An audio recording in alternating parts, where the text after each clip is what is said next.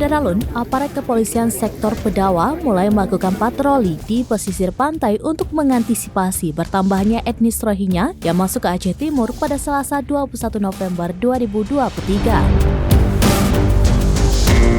Adapun Polsek Pedawa patroli di pesisir pantai Aceh Timur, tepatnya di Kecamatan Julo, antisipasi masuknya Rohingya pada Selasa 21 November 2023. Polsek Pedawa Ibda Hendra Kurniawan menerangkan patroli dilakukan ke sejumlah pelabuhan tradisional yang berada di wilayahnya.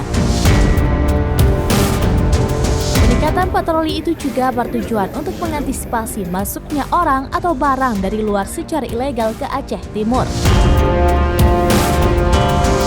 Melakukan koordinasi dengan perangkat kampung serta warga yang berada di pesisir untuk melaporkan jika melihat ada pengungsi Rohingya yang merapat ke pesisir pantai.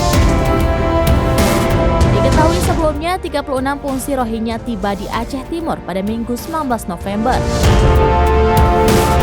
Mereka ditemukan di Kecamatan Madat dan dibawa ke tempat penampungan sementara di ID Sport Center atau ISC. Saat ini, pemerintah Aceh Timur sedang berkoordinasi dengan pihak terkait agar para pengungsi Rohingya segera dipindahkan karena Aceh Timur tidak memiliki tempat permanen untuk menampung para pengungsi.